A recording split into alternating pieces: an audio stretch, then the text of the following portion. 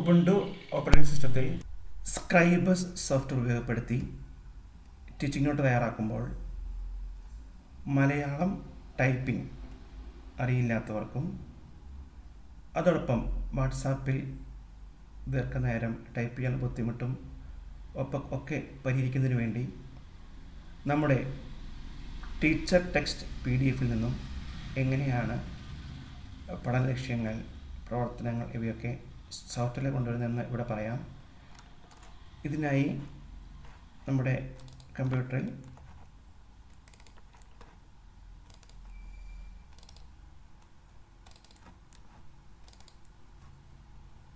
ടീച്ചിങ്ങിൻ്റെ PDF ഇതുപോലെ save ചെയ്ത് വെച്ചിട്ടുണ്ടാവണം. നമുക്ക് സ്ക്രൈബസ് സോഫ്റ്റ്വെയർ തുറക്കാം. Application, graphics, Scribus.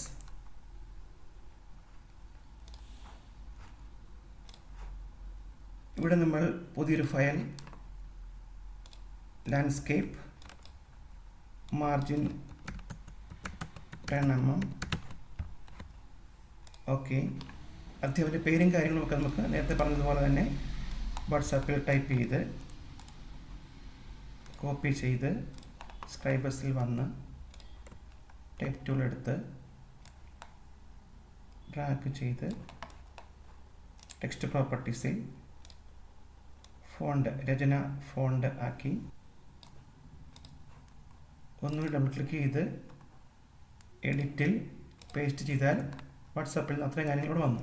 ഇനി നമ്മുടെ 4ാം ക്ലാസ് 1ാമത്തെ പാഠത്തിലെ പഠന ലക്ഷ്യങ്ങൾ നമുക്ക് ടീച്ചർ ടെക്സ്റ്റിലുണ്ട്. ഇതുപോലെ കോപ്പി ചെയ്ത് പേസ്റ്റ് ചെയ്യാൻ നമ്മൾ ശ്രമിച്ചാൽ, എഡിറ്റിൽ പേസ്റ്റ് കൊടുത്താൽ ഇതുപോലെ നമുക്ക് ശരിയായ രീതിയിൽ ലഭിക്കുകയില്ല എന്ന് കാണാൻ സാധിക്കും. ഇത് പരിഹരിക്കുന്നതിന് വേണ്ടിയിട്ട് നമ്മുടെ ഉബുണ്ടു സോഫ്റ്റ്വെയറിൽ ഒരു ആപ്ലിക്കേഷനുണ്ട്. ഇമേജ് റീഡർ എന്നാണ് ആപ്ലിക്കേഷൻ്റെ പേര്. Application, graphics, image reader. ഈ സോഫ്റ്റ്വെയർ ഒരു PDF നിന്നോ ഇമേജിൽ നിന്നോ നമ്മൾ എഴുതി തയ്യാറാക്കിയ പേജ് ഫോട്ടോ എടുത്ത് അതിൽ നിന്നോ ഏതിൽ നിന്ന് വേണമെങ്കിലും ഇംഗ്ലീഷ് മാറ്ററോ മലയാളം മാറ്ററോ ടൈപ്പ് ചെയ്യാതെ തന്നെ നമുക്ക് ഉബുണ്ടുവിലെ പേജ് ഡിസൈൻ സോഫ്റ്റ്വെയറിലേക്ക് കൊണ്ടുവരാൻ പറ്റുന്ന ഒരു ആപ്ലിക്കേഷനാണ് ഇമേജ് റീഡർ. ഇത് ഇന്ന് പരിചയപ്പെടുത്താം. Applications, graphics, image reader. ഈ സ്ക്വയർ ക്ലിക്ക് ചെയ്ത് ആപ്ലിക്കേഷൻ നമുക്ക് മാക്സിമൈസ് ചെയ്തിടാം. ഇമേജുകളോ PDF ആഡ് ചെയ്യാൻ വേണ്ടി ഫയൽസിന് താഴെയുള്ള ഈ ഐക്കണിൽ ക്ലിക്ക് ചെയ്താൽ ആഡ് ഇമേജസ് എന്ന് വരും.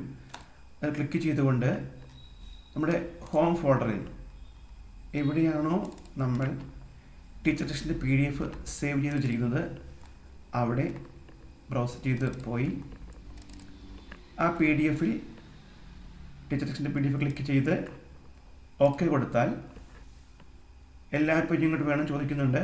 നമുക്ക് അപ്പോൾ യെസ് ടു ഓൾ എന്ന് കൊടുക്കാം, അല്ലെങ്കിൽ യെസ് എന്ന് കൊടുക്കാം. അപ്പോൾ ആ PDF പേജിലെല്ലാം ഇമീഡിയറ്റ്ലി വന്ന് നമുക്ക് കാണാനായിട്ട് സാധിക്കും. PDFൻ്റെ 1ാമത്തെ പേജാണ് കാണുന്നത്. നമുക്ക് വേണ്ട പേജിലേക്ക് പോകുന്നതിന് വേണ്ടി ഇവിടെ ഇത് 1ാമത്തെ പേജാണ്. സെലക്ട് പേജ് ഉണ്ട്. പേജ് നമ്പർ അറിയാമെങ്കിൽ ടൈപ്പ് ചെയ്ത് കൊടുക്കാം, അല്ലെങ്കിൽ പ്ലസ് ബട്ടൺ ക്ലിക്ക് ചെയ്തുകൊണ്ട് പേജുകൾ മുന്നോട്ട് കൊണ്ടുപോകാൻ നമുക്ക് കാണാൻ സാധിക്കും. പഠന ലക്ഷ്യങ്ങൾ ഉള്ള പേജിലേക്ക് പോകാനാണ് ഉദ്ദേശിക്കുന്നത്. പുറകോട്ട് പോകണമെങ്കിൽ ഈ മൈനസ് ക്ലിക്ക് ചെയ്താൽ മതി, പുറകോട്ട് പോകാൻ കാണാൻ പറ്റും. ഇതാണ് പഠന ലക്ഷ്യങ്ങളുള്ള പേജ്.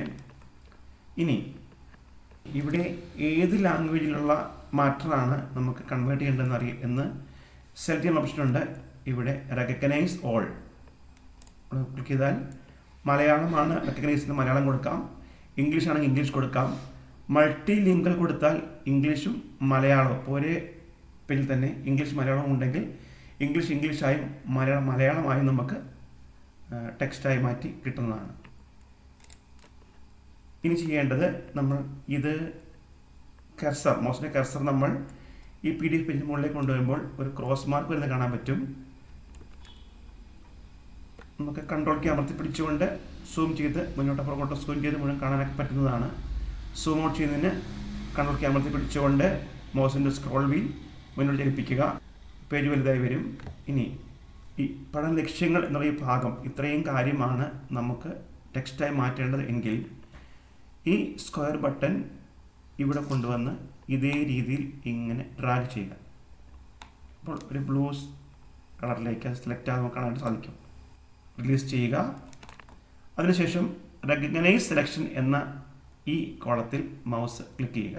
ഈ ഒരു പേജിനെ മാത്രം ടെക്സ്റ്റ് കിട്ടിയാൽ മതി എന്നുള്ളതുകൊണ്ട് കറണ്ട് പേജ് കൊടുക്കാം. കൂടുതൽ പേജുകൾ വേണമെങ്കിൽ മൾട്ടിപ്പിൾ പേജസ് കൊടുക്കാം. മൾട്ടിപ്പിൾ പേജസ് എന്ന് പറഞ്ഞാൽ ഈ PDF മുഴുവൻ പേജുകളും നമുക്ക് ടെക്സ്റ്റായിട്ട് കൺവേർട്ട് ചെയ്ത് കിട്ടും. നമുക്ക് അത് ആവശ്യമില്ല.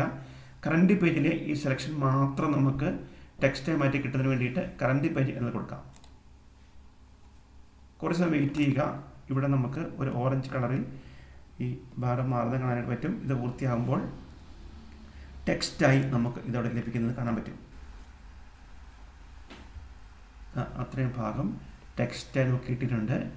ഇനി ചെയ്യേണ്ടത് ഈ ടെക്സ്റ്റ്, ഇപ്പോൾ ഈ ഇമേജ്, ഈ PDF നമുക്ക് ടെക്സ്റ്റായി ലഭിച്ചു. ഇതിനുള്ളിൽ മൗസ് ക്ലിക്ക് ചെയ്ത് ഇങ്ങനെ ഡ്രാഗ് ചെയ്യുക. റൈറ്റ് ബട്ടൺ ക്ലിക്ക് ചെയ്ത് കോപ്പി കൊടുക്കുക. നമ്മുടെ സ്ക്രൈബേഴ്സ് പേജിലേക്ക് പോവുക. അവിടെ എഡിറ്റിൽ പേസ്റ്റ് ചെയ്യുക.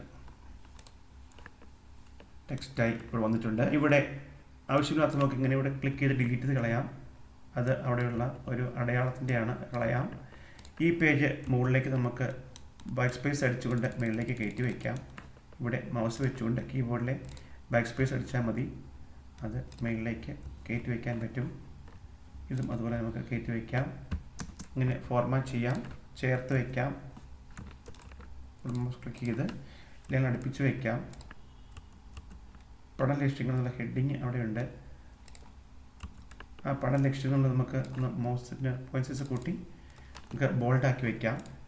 മുൻ വീഡിയോയിൽ പറഞ്ഞതുപോലെ കോളം വരച്ച് ഫോർമാറ്റിംഗ് ഒക്കെ നേരത്തെ പറഞ്ഞതുപോലെ നമുക്ക് ചെയ്യുവാനും പറ്റും.